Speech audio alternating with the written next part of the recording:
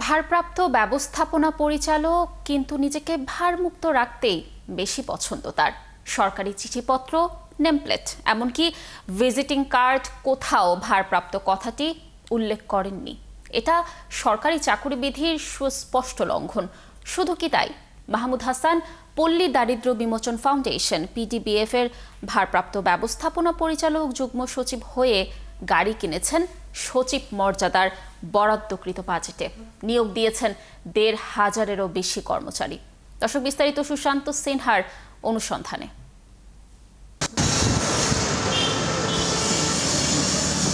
সরকারি ক্ষুদ্র ঋণ বিতরণকারী সংস্থা পল্লী দারিদ্র বিমোচন ফাউন্ডেশন PDBF ৫ আগস্টের রাজনৈতিক পট পরিবর্তনের পর গত অক্টোবরে PDBF এর পরিচালক হিসাবে যুগ্ম সচিব মাহমুদ হাসানকে নিয়োগ দেয় সরকার। এর ৫ দিনের মাথায় অতিরিক্ত দায়িত্ব হিসাবে ভারপ্রাপ্ত ব্যবস্থাপনা পরিচালকের দায়িত্ব পান যুগ্ম সচিব মাহমুদ হাসান। PDBF এ ইতিপূর্বে কয়েকবার জনবল নিয়োগ প্রদান করা হয়। ভারপ্রাপ্ত এমডি হলেও দাপ্তরিক চিঠিপত্র, বোর্ড সভার নোটিশ, নিজের নেমপ্লেট, এমনকি ভিজিটিং কার্ড সহ কোথাও ভারপ্রাপ্ত শব্দটি উল্লেখ করেন না মাহমুদ হাসান। নায়াসিনামাইড ও স্যালিসাইলিক সমৃদ্ধ লিলি ফেস ওয়াশ যা ফেসের ডেড স্কিন সেল দূর করে দেয় দ্বিগুণ ফাস্টার ব্রাইটেনিং। 2023-এর যে বিধিমালা, সেটার বিধি ভারতে পরিষ্কার করে বলা হচ্ছে যে তিনি নিজের পদের পাশাপাশি ভারপ্রাপ্ত যে পদটা উনি পালন করছেন উইদিন ব্র্যাকেট ভারপ্রাপ্ত লিখতেই হবে। ভারপ্রাপ্ত যদি না লিখে থাকেন তাহলে কিন্তু আইনের চরম লঙ্ঘন।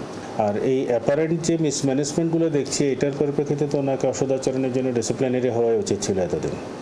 দায়িত্ব পাওয়ার 11 মাসেও PDBF এর স্থায়ী এমডি নিয়োগের কোনো উদ্যোগ নেননি ভারপ্রাপ্ত এমডি ও পরিচালক মাহমুদ হাসান। নিম্ন পদে থেকে উচ্চ পদে সুযোগ সুবিধায় যেন কোনো বাগড়া না বাঁধে, সেজন্যই হয়তো মাহমুদ হাসানের এমডি নিয়োগে মনোযোগ কম। অথচ এটাই তার অন্যতম দায়িত্ব ছিল।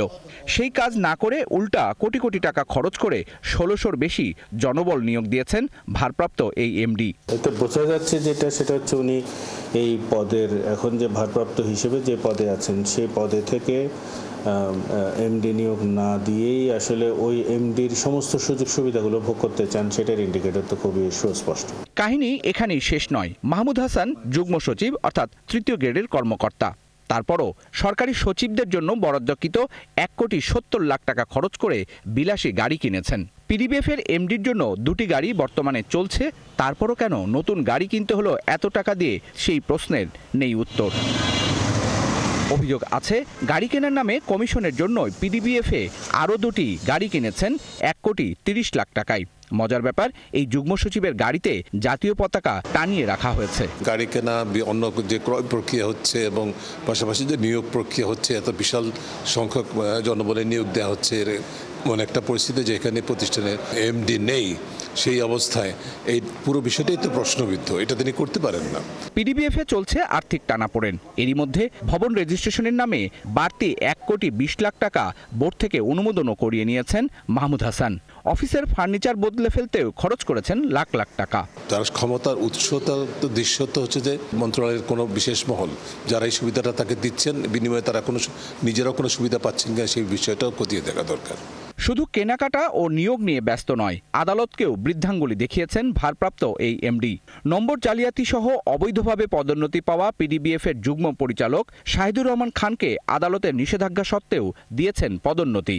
বাড়তি সুবিধা হিসাবে শাহিদুরকে দায়িত্ব দেওয়ার 1 বছর আগ থেকেই আর্থিক সুবিধা দিয়েছিলেন তিনি। বিষয়টি আদালতকে অবহিত করায় বাধ্য হয়ে শাহিদুরের পদোন্নতি বাতিল করেন ভারপ্রাপ্ত এমডি। যে শাহিদুরের বিরুদ্ধে আর্থিক অনিয়ম সহ 10টি অভিযোগের মধ্যে 9টিতেই প্রমাণ পায় PDBF এর তদন্ত কমিটি। অথচ সেই শাহিদুরকেও দুর্নীতি থেকে দায়মুক্তি দিয়েছেন ভারপ্রাপ্ত এমডি মাহমুদ হাসান।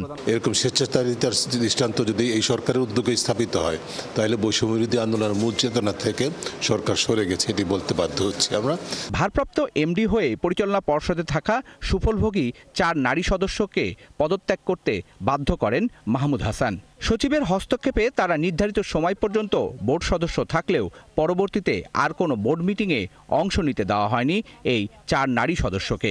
আমরা নিজেরা এই 4 জন সচিব স্যারের সাথে আলাপ করছি, স্যার আমরা কি থাকতে পারবো আমাদের মেয়াদ পর্যন্ত? বলছে হ্যাঁ থাকতে পারবেন। ওই স্যার আবার এমডি স্যারের সাথে কথা বলে কতদিন মেয়াদ আছে, বললো যে 30শে জুন পর্যন্ত মেয়াদ আছে। বলছে হ্যাঁ আপনারা থাকতে পারবেন, আপনাদের পরিবর্তে তো অন্য কেউ আসবে, সমস্যা কি, আপনারা তো বোর্ড সদস্য, আপনারা থাকতে পারবেন। স্যার আমাদের এই কথাই বলছিল। না, লাস্ট মিটিংয়ে আমাদের ডাকা হয়নি, কিন্তু মিটিংয়ের পরের দিন আমাদের চিঠি আসছে মিটিং আমার কাছে আসেন, আমাদের 3 আপার কাছে নাকি চিঠি আসছে, মিটিংয়ে 3 তারিখে চিঠি আসছে, 3রা জুন যেটা চিঠি আসছে যে আপনার বোর্ড মিটিংয়ের সদস্য হবে, অথচ 2 তারিখে নাকি শুনছি মিটিং হয়ে গেছে। পিডিবিএফ এর পরিচালনা পর্ষদের চেয়ারম্যান হন পল্লী উন্নয়ন ও সমবায় মন্ত্রণালয়ের সচিব। নিয়মিত সচিব নেই মন্ত্রণালয়ে। সচিবের দায়িত্বে থাকা অতিরিক্ত সচিবকে দিয়েই তারপরও কৌশলে 25 সেপ্টেম্বর বৃহস্পতিবার আরও একটি বোর্ড সভা ডেকেছেন ভারপ্রাপ্ত এমডি মাহমুদ হাসান। অভিযোগ আছে সেই মিটিংয়ে আইন সংশোধন ও দুর্নীতিগ্রস্ত কর্মকর্তাদের পদোন্নতি দেওয়ার উদ্যোগ নিয়েছেন এই ভারপ্রাপ্ত ব্যবস্থাপনা পরিচালক। এসব অভিযোগ প্রসঙ্গে জানতে ভারপ্রাপ্ত ব্যবস্থাপনা পরিচালকের কাছে গেলে তিনি পরের বৃহস্পতিবার সময় দেন। নির্ধারিত তারিখে কথা বলতে আর রাজি হননি ভারপ্রাপ্ত এমডি মাহমুদ হাসান। সুশান্ত সিনহা, ৭১, ঢাকা।